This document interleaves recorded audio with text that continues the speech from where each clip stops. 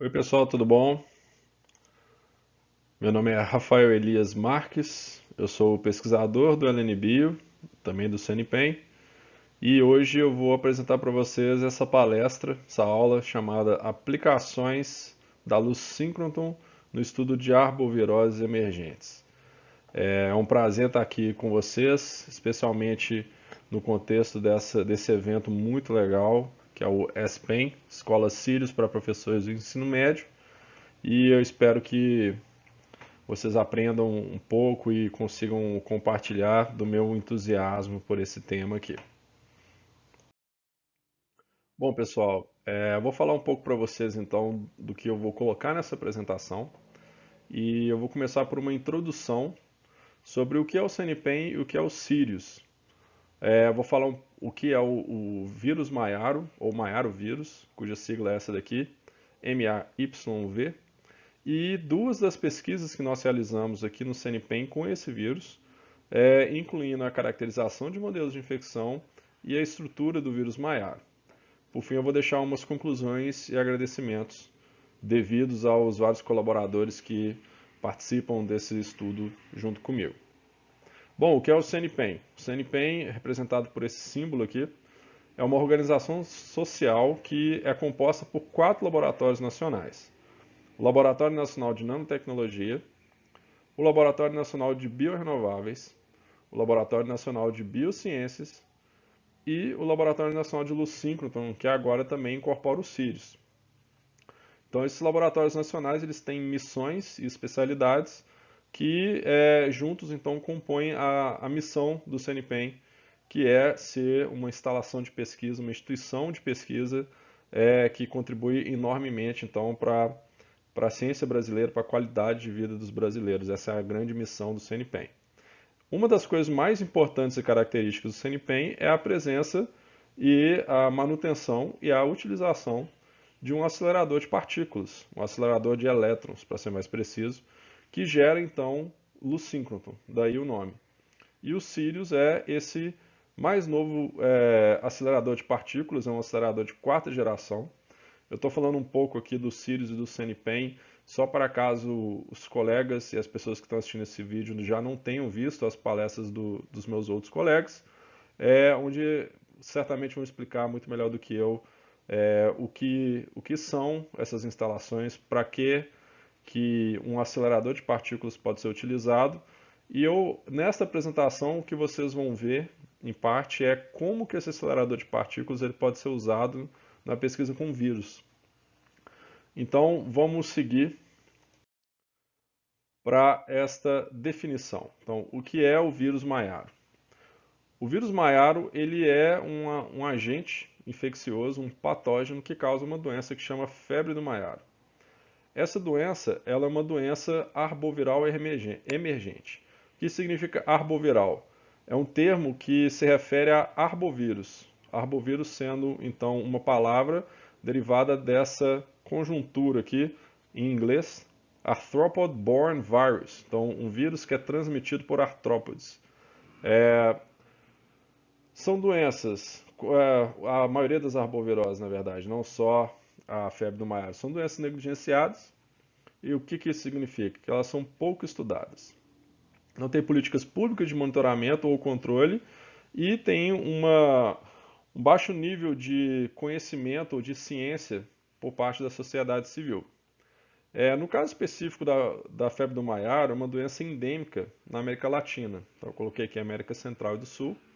E, infelizmente, ela tem tido um aumento em número de casos em humanos ao longo das últimas décadas.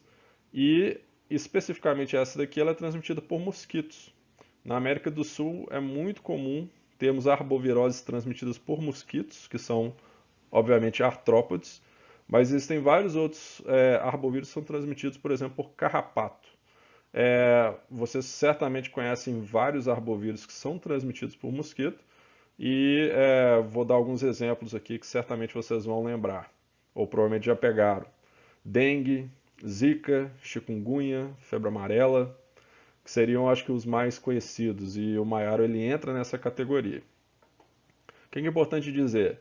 Não há vacina, nem tratamento específico disponível contra a febre do maiaro. E também a gente tem uma limitação de diagnóstico dessa doença que eu vou falar um pouco mais na frente. O que vocês estão vendo nessa figura retirada então dessa referência aqui é um exemplo, uma explicação de como que o vírus maiaro chega até nós. Então esse vírus ele circula geralmente em regiões de mata ou de floresta, em outros vertebrados, e algumas espécies de mosquito podem contrair esse vírus de hospedeiros infectados e transmitir para pessoas que ou vivem em regiões florestais ou vivem em regiões rurais, periurbanas, onde você tem interface com mata. E essas pessoas podem então adquirir a infecção e desenvolver a febre do maiaro.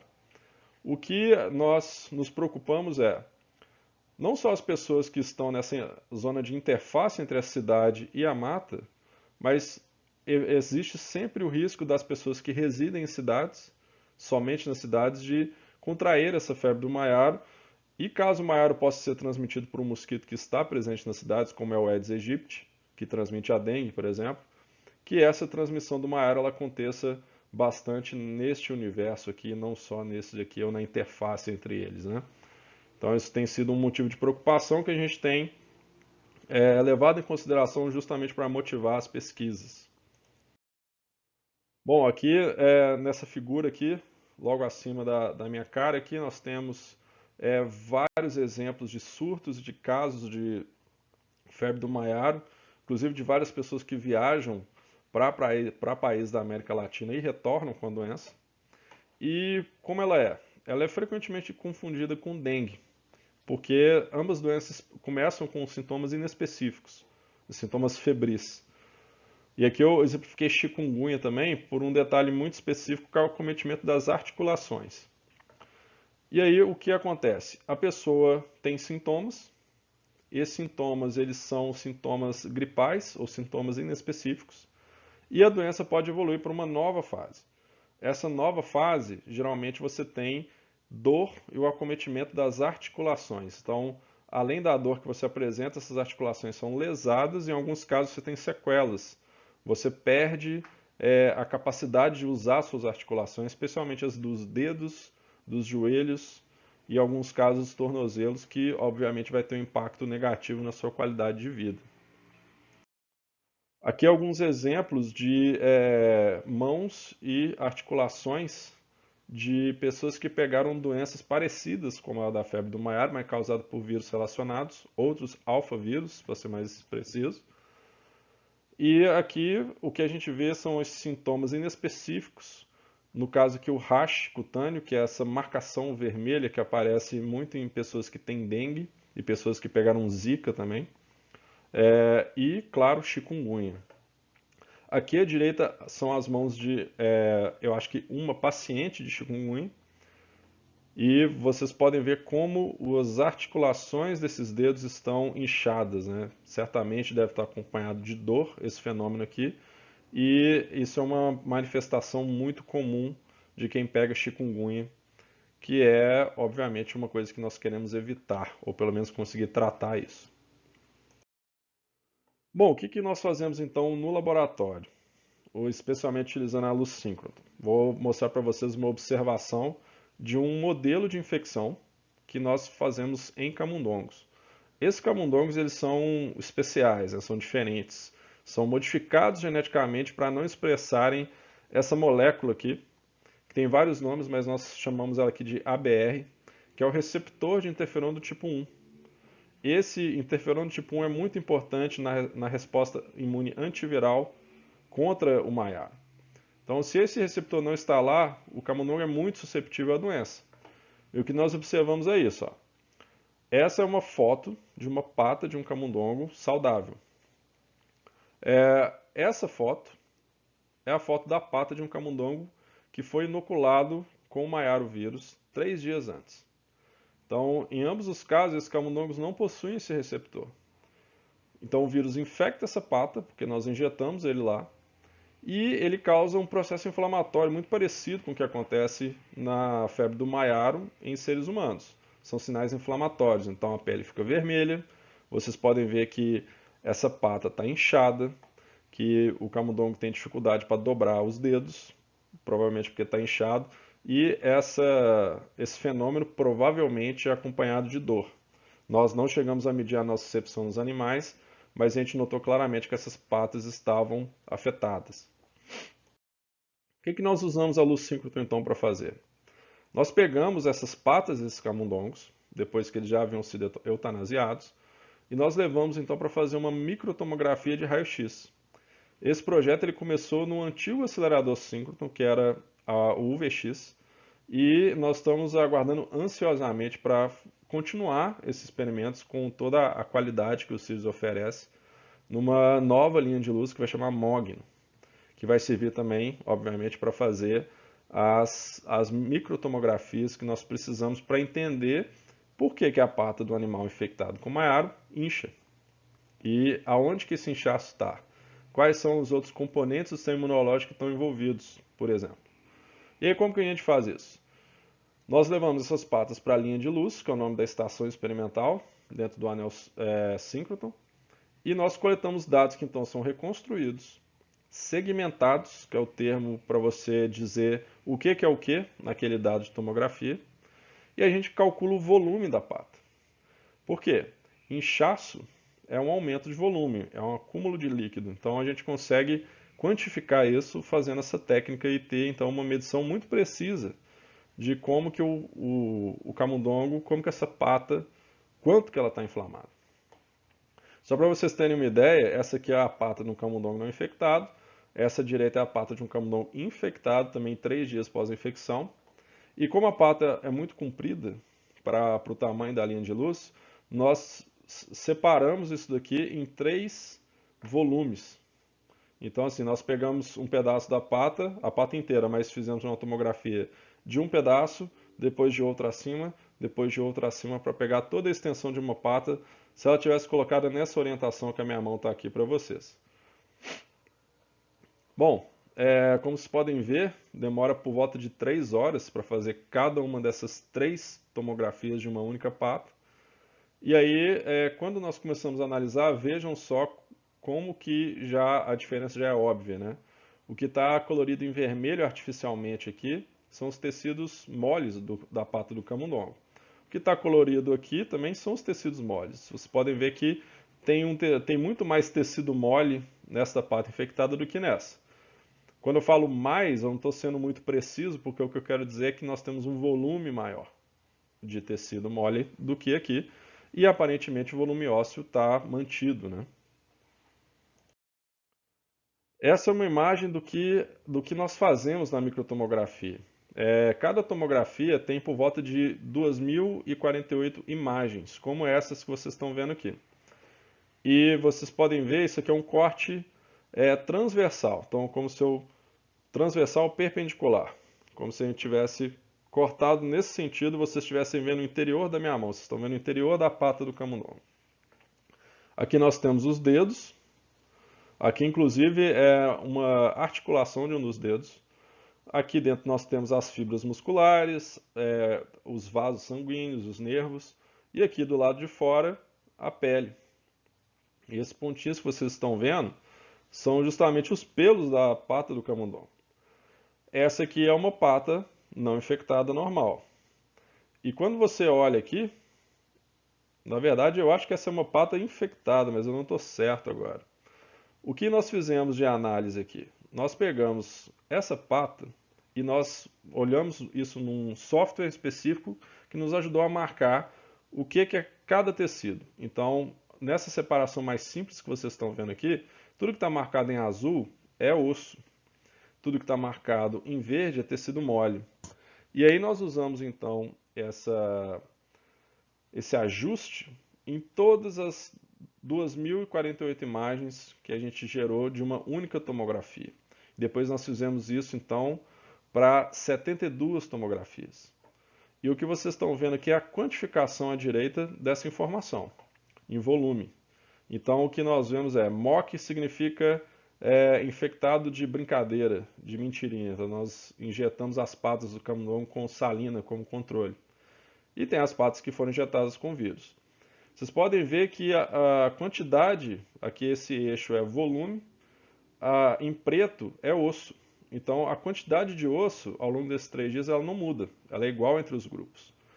Por outro lado, a quantidade de tecido mole que está em cinza, veja como é que ela aumenta. Essa diferença aqui, ela corresponde a mais ou menos 25% do volume do tecido mole. Então a gente tem um aumento aqui considerável desse volume, configurando então quantitativamente esse edema, que é o sinal da inflamação que a gente estava interessado em entender. Não só isso, a gente sabe que isso aumenta, a gente consegue quantificar isso com uma precisão altíssima agora, mas nós conseguimos dizer que esse edema está geralmente localizado debaixo da pele e entre as fibras musculares da pata do camundongo. Nós estamos então investigando isso mais a fundo. Eu vou passar agora para um outro tema, que é a elucidação da estrutura do maiaro, e é importante dizer que para esta elucidação da estrutura nós não usamos a luz síncrona, nós usamos uma técnica muito parecida, que é a microscopia eletrônica. Então, qual é a diferença nesse caso? Enquanto no anel síncroton os elétrons eles são acelerados e você tira a luz síncroton da aceleração e da energia desses elétrons, no caso da microscopia eletrônica nós usamos os elétrons diretamente. Então são técnicas com princípios um pouco diferentes, mas que neste caso, independente de se usar uma luz síncroton ou feixe de elétrons de fato, o que nós queremos é o quê? Ter uma informação, ter uma imagem de alta resolução, para a gente conseguir ver coisas, neste caso aqui, extremamente pequenas. Por isso é que a gente precisa de um feixe de elétrons, porque enquanto uma pata tem por volta de 2 a 3 centímetros de comprimento, um vírus como o Maiaro ele tem 50 nanômetros. Na verdade, é entre uma média de 60 nanômetros de diâmetro. Então, para ir de centímetro para nanômetro, nós temos que mudar aí pelo menos umas 100 mil vezes em ordem de grandeza. Então a gente teve que usar então uma técnica diferente que também está presente no campus do CNPEM, no Laboratório Nacional de Nanotecnologia. Bom, o que motivou esse trabalho? A estrutura do Maiaro ela era desconhecida até a gente conseguir elucidá-la. E essa falta de informação, especialmente pelo fato do Maiaro ser um vírus negligenciado, um arbovírus negligenciado, isso levava a desafios que não se resolviam, que ainda não se resolvem com facilidade. Não há um diagnóstico de precisão, havia uma falta de entendimento sobre a biologia viral, e a gente ainda tem muito a descobrir sobre ela, diga-se de passagem, e a gente também não tem tratamentos antivirais, ou tratamentos específicos, como eu disse mais cedo, contra o maiaro, a infecção pelo maiaro contra a doença que o maiaro causa. Se você tem a informação da estrutura do vírus, que é como ele é de fato, lá com os seus 60 nanômetros de diâmetro, você pode enxergar então novas características, ou mesmo confirmar as características que nós achamos que existem já. Como eu falei, a gente teve que escolher uma técnica que não exatamente envolve radiação síncrona, luz síncrona, mas que é uma técnica altamente precisa, uma tecnologia, digamos assim, muito recente ainda e muito poderosa, que é a criomicroscopia eletrônica, e a gente usa essa metodologia que chama single particle. Então nós procuramos por partículas específicas, que nesse caso vão ser os vírus. E esses microscópios de excelência, eles existem no Enel e Nano, como eu disse, e para usar os microscópios, para fazer os experimentos, para pensar nessas análises dos dados e dos resultados, a gente precisa de recursos humanos multidisciplinares. Então a gente tem físicos, microscopistas, biólogos, virologistas, apoio técnico, só para dizer o que me veio à cabeça inicialmente, para vocês terem uma ideia da complexidade que é trabalhar com uma coisa dessa. E tem um detalhe, né, que é um detalhe bem do campo aqui, é que cristalografia de proteína é uma das técnicas que você pode elucidar a estrutura de uma macromolécula, só que esses vírus eles são muito grandes e eles têm um envelope, que eu vou mostrar depois, e como eles são grandes, tem um envelope que torna eles móveis, esses vírus não podem ser cristalizados, então a gente acaba tendo que recorrer a essa técnica mesmo. Bom, como que a gente teve que trabalhar para fazer isso? Esse procedimento que vocês estão vendo aqui, esse mapa, esse caminho, ele ilustra o que nós tivemos que fazer para purificar o maiaro. Se nós crescemos o vírus nas garrafinhas, como a gente geralmente cresce, a gente consegue alguma coisa na faixa de 10 a sexta potência de partículas infectivas, que a gente chama de PFU. E essas partículas infectivas, nessa concentração, elas são pouco para você ver ao microscópio. Então, o que nós fizemos foi pegar um protocolo adaptado desses dois professores de universidades americanas. Esse segundo aqui, o Michael Rosman, já faleceu. Esse Richard Kuhn ainda está vivo, felizmente. E esse protocolo ele foi adaptado ao protocolo que eles me mandaram. E ele deu certo, porque a gente conseguiu um estoque altamente concentrado e puro. E ele foi realizado pelo menos umas 10 vezes, até a gente conseguir aperfeiçoar. O que a gente faz? A gente gera aqui por volta de 600 ml de vírus e faz precipitações seguidas de concentrações e eventualmente a gente chega no volume bem pequeno de 250 microlitros de vírus purificado e concentrado. O que vocês estão vendo aqui é a ilustração de dois desses passos. O primeiro é o colchão de sacarose, essa aqui é a concentração desse colchão de sacarose. O que a gente faz é colocar esse líquido rosa aqui, que é onde o vírus estava, e colocar isso numa ultracentrífuga. O vírus consegue passar por essa parte clarinha aqui, que é onde está a sacarose, que ela parece ser, ela é translúcida, né? Ela parece ser água, mas na verdade ela é uma solução muito viscosa, porque esse açúcar ele deixa essa solução quase numa viscosidade maior do que a do mel. E o vírus, como ele é pequenininho, ele consegue atravessar, mas outros contaminantes que são mais leves, menos densos, não conseguem. Então o vírus atravessa e ele fica aqui no fundo. Ó. Essa manchinha aqui é o vírus que conseguiu atravessar essa centrifugação, esse colchão de sacarose. Depois nós pegamos isso aqui e colocamos em cima de um outro gradiente, que é um gradiente de tartarato, sódio e potássio, e realizamos uma outra centrifugação. E aí dessa vez o vírus ele desce uma escadinha de concentrações aqui, e eventualmente ele chega num degrau da escada que ele não consegue descer mais. E aí esse degrau onde vocês estão vendo essa banda aqui, ó, essa nuvem que está esbranquiçada para um azul bem leve aqui, é uma banda de vírus. Então nós pegamos essa banda de vírus e então conseguimos finalizar o protocolo de purificação. Como é que a gente sabe que deu certo? A gente pega essa banda de vírus e a gente leva para um microscópio eletrônico. Esse não é ainda o microscópio o equipamento de criomicroscopia eletrônica, mas é uma microscopia eletrônica convencional de transmissão. E o que a gente faz é misturar esse vírus com um contrastante negativo. E aí esse contrastante negativo marca as bordas do vírus. Ele torna o vírus visível, obviamente, por contraste. E aí o que a gente viu foi isso. Um monte dessas esferinhas aqui, que felizmente são exatamente do tamanho que o maiaro deveria ser e tem as características que o maiaro deveria ter. Então a gente já sabia por essa altura aqui que o estoque era bem purificado, ou seja, ele não tinha contaminantes, que o estoque era bem concentrado, então ele tinha muito vírus, e que o estoque tinha uns vírus que condiz com o maiaro, que é uma das coisas mais importantes que nós temos que confirmar, porque afinal de contas, rigor microbiológico é muito importante para você ter certeza com o que você está trabalhando. E neste caso a gente ficou feliz de ver que primeiro que tinha bastante maiaro aqui espalhado. Curiosamente, você sempre tem partículas que são defectivas. Ó. Tem algumas aqui que não tem uma forma muito bem definida. Aqui uma que parece ter uma perna. Então a gente se atentou para isso, mas a maioria tem essa cara aqui. Inclusive a gente consegue ver um pouco das proteínas estruturais desse vírus nessas imagens. Bom, a gente, depois de muito trabalho, conseguimos levar essas amostras, então agora para o microscópio de cryo-EM.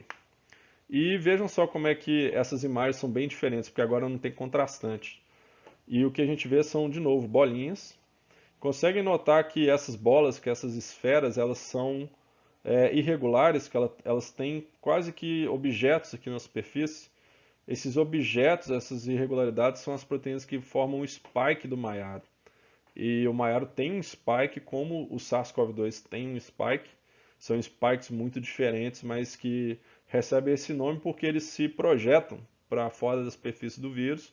E é por esses spikes que o maiaro interage com as nossas células, infecta as nossas células.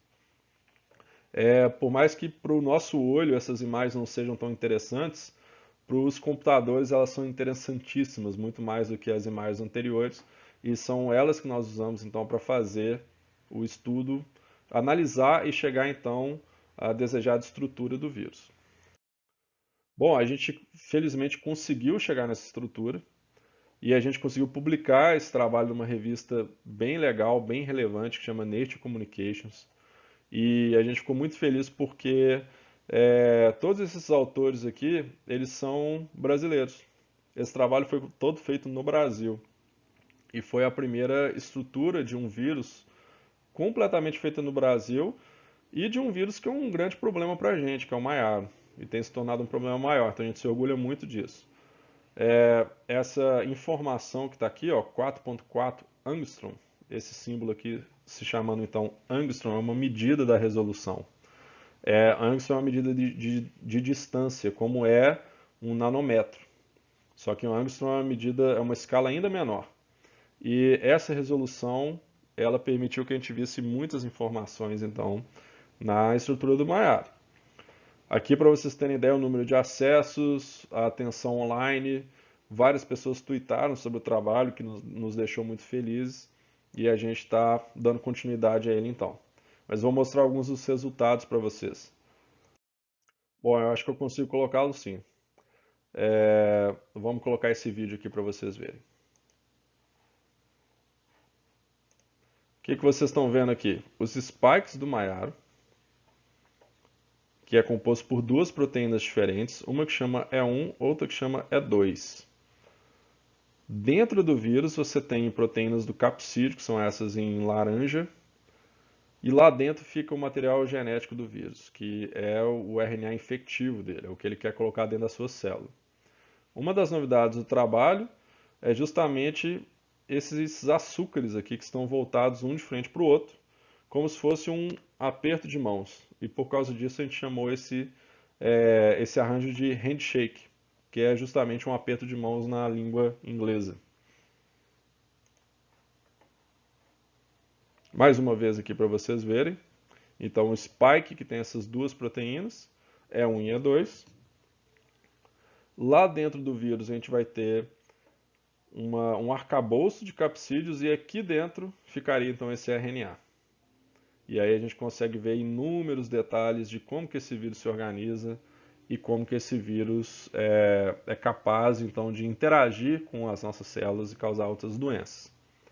Mais uma vez o handshake está presente em várias dessas moléculas, né? Vários desses spikes. Bom, aqui são imagens do maiaro em si, né, da estrutura. Aqui é uma representação disso em resolução local, que nos diz qual que é a resolução média que a gente tem para cada pedaço desse vírus. Quanto mais em azul, melhor a resolução. E essa figura aqui, B e D, aqui a gente está vendo um corte do vírus, como se ele fosse aberto, igual uma laranja. E aqui a gente consegue ver a disposição dessas proteínas, como a gente estava vendo no vídeo anterior. Como que essas proteínas interagem, ficam umas em cima das outras, formando o spike, aonde esses açúcares estão, aonde o capsídeo está. Então, o que permitiu a gente ver, então, como que esse vírus se organiza, né? Duas dessas proteínas, a E1 e a E2, elas se sentam uma em cima da outra, e uma E1 interagindo com um E2, 3 vezes forma um spike. Então a gente tem o que a gente chama de um dímero, um heterodímero, e esse heterodímero ele é um de trímeros que formam esse spike. Bom, o que essa informação, o que está na figura nos diz? Você tem essas duas proteínas interagindo bastante, então formando um desses braços desse spike. Você tem hélices que atravessam a membrana lipídica do vírus, ou envelope do vírus, e embaixo você tem aqui uma região que interage com a proteína do capsídeo, que então interage com o RNA viral. A gente conseguiu diferenciar partes dessas proteínas E1 e E2 que são exclusivas do maiaro, que estão mostradas aqui então nessa figura aqui no canto.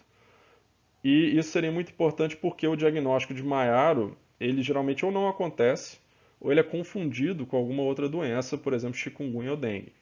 Então, para você desenvolver um diagnóstico, é muito importante você saber quais pedaços das proteínas do maiaro são exclusivos do maiaro. E assim a gente consegue criar, por exemplo, um teste rápido ou um teste de ELISA que consiga detectar coisas específicas, né? Anticorpos específicos ou antígenos específicos, guiar a interpretação de qual vírus que você teve ou que você tem ainda, né? E a gente saber o que diferencia, quais são os pedaços únicos do maior, permite a gente fazer essa diferenciação no desenho desse ensaio. Uma das grandes novidades do trabalho é justamente o handshake de açúcares, os açúcares que se dão às mãos, como a gente tinha mostrado ali no vídeo. Aqui é uma visão de cima do vírus e aqui é uma visão de lado do vírus, como se a gente estivesse vendo ele, girando ele 90 graus e vendo ele de lado. E o handshake desses açúcares está aqui. Então vocês podem ver, tem um pedacinho aqui virado para uma direção, um outro pedaço virado para outra, e eles se encontram aqui no meio. E a gente conseguiu então ver isso na estrutura e confirmar isso por outros experimentos de espectrometria de massas. Então a gente tem certeza que isso está lá, a gente tem uma boa certeza de qual é a composição completa desse handshake. E o que a gente não sabe ainda e vai investigar é para que ele serve, né? Para que o vírus tem essas moléculas organizadas desse jeito, né? Será que isso é uma coisa que o vírus tem como alegoria, como desvio da atenção numa resposta imunológica, como algo que ele necessite para se estabilizar, algo que ele necessite para ligar em receptores? Então a gente não sabe ainda exatamente. Eu vou dar um outro exemplo aqui, mas esse, na verdade, junto com o próximo, são exemplos de prováveis alvos para a gente desenvolver tratamentos antivirais. Bem aqui onde tem essa seta, existe uma cavidade entre as proteínas E1 e E2 que é ocupada provavelmente por um fosfolipídio. E a gente não sabe o que esse fosfolipídio está fazendo ali, mas outros relatos da literatura falam que esses buracos aqui, o que vocês estão vendo aqui nessa imagem, são caracterizações desses buracos que a gente encontrou na estrutura. Eles são aparentemente importantes para o vírus ser viável e infectivo. Então a gente acha que a gente pode talvez arrumar alguma molécula que ocupe esse lugar aqui no lugar da molécula que deveria estar lá. Então a gente poderia ter um candidato antiviral aí. O outro exemplo que eu daria seria esse. Então a gente tem a proteína do capsídeo aqui, e essa proteína do capsídeo ela se liga ao restante do vírus, está acima dela, por um sulco que tem aqui.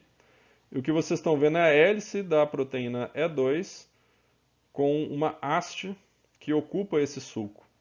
O que vocês estão vendo aqui está em maior detalhe aqui à direita, onde a gente identifica quais são os aminoácidos que estão interagindo tanto no loop quanto no sulco, então como que essas coisas se ligam ali, e caracterizando também essa cavidade, né? Ela é apolar, ela é polar, nesse caso aqui o interior dela é bem apolar, e a gente já sabe como que essas coisas se ancoram. Então, a primeira coisa que pensamos foi, e se a gente atrapalhar isso daí? Provavelmente a gente vai ter um antiviral, um candidato antiviral interessante, né? Que atrapalha a organização do vírus e certamente vai atrapalhar a capacidade dele de infectar novas células. Bom, eu chego ao fim da minha apresentação. Como conclusões, o que eu tenho para dizer para vocês é: a luz síncrota ela já é uma ferramenta importante para o estudo de arboviroses emergentes. Por quê? Muito já foi feito com cristalografia. Então, a cristalografia permitiu que a gente elucidasse a estrutura de diversas proteínas virais. e isso por si só já permitiu o avanço do conhecimento e a proposição de diversos tratamentos para outras doenças. Eu posso citar aqui em termos das arboviroses, várias proteínas de dengue, de zika e de chikungunya foram estudadas por cristalografia, então foram levadas em algum momento a uma fonte de luz síncroton e caracterizadas. Além da nossa intenção de entender um pouco mais de biologia estrutural, a questão da tomografia que eu falei permite que a gente estude a doença. Então, eu acho que esses são só dois exemplos do que um acelerador de partículas pode fazer por nós em termos de ferramenta para investigar essas doenças. E aí, o que seriam novas fronteiras, né? Não sei. A gente tem pensado bastante nisso ainda. Aonde que a gente pode levar essa técnica, né? Até o que mais que a gente precisa ver? E para que a gente precisa ver? Então eu acho que a gente pode fazer um monte de coisa interessante, aprimorando muito as técnicas de tomografia, que vão servir para o estudo de doenças muito além dessas arboviroses, e da gente descobrir o que esse vírus faz dentro de uma célula, né? Observar ele com luz síncroton e descobrir quais as estruturas que ele muda, como que ele reorganiza a célula, como que a gente pode enxergar essas informações, aonde que o RNA dele fica. Então, acho que são coisas que a gente vai conseguir explorar muito bem com os Sirius nos próximos anos. E aí, em termos das estruturas, aí tem uma lógica bem interessante que é a seguinte. Se você entende melhor a doença, você chega à estratégia de tratamento e você chega numa proposição de alvos moleculares que a gente quer mexer. A estrutura, ela também pode fazer isso por você, porque no momento que você entende a estrutura do vírus, você também encontra alvos, como que é o que a gente acabou de falar, da questão do pocket, daquela cavidade que foi descoberta, que a gente poderia intervir nela, e do ponto onde a proteína E2 se ancora no capsídeo. E aí, se nós encontrarmos moléculas que impedem isso e nós provarmos que elas de fato prejudicam o vírus, a gente teria então candidatos a tratamento. Então a gente tem essa relação aqui. Sempre entender para propor alvos, para explorar esses alvos. E é claro, como eu disse antes, diagnóstico, né? Que seria assim muito importante para a gente entender o tamanho que é o problema da febre do maiaro no Brasil. Eu deixo aqui essa lista enorme de pessoas que eu tenho que agradecer, do meu próprio laboratório, todo mundo que está marcado em negrito participou de alguma maneira desses estudos de estrutura, vários outros alunos e alunas participaram do estudo do modelo animal, da tomografia que a gente está desenvolvendo. Tenho que agradecer muito ao Carlos Sato Dias, que foi o nosso colaborador, continua sendo lá no LNLS para fazer e analisar essas tomografias. E, obviamente, agradecer a outros parceiros e às agências financiadoras. Eu deixo aqui mais uma bela imagem do nosso campus, né? Espero que eventualmente vocês possam vir conhecer se já não vierem. Eu creio que essa edição está sendo praticamente online. Então, nós ficamos aqui, ó, neste prédio aqui que é o Helene Bio. E olha que beleza que é o Sirius, né? Então, assim, espero que vocês tenham gostado. Sei que nós vamos ter uma sessão de perguntas. Então, vocês podem ver o meu e-mail está aqui, o telefone da minha sala está aqui também. Fiquem à vontade para fazer contato. E é isso aí. Queria agradecer de novo o pessoal da SPEN pelo convite e desejar a todos vocês aí uma boa escola. Grande abraço.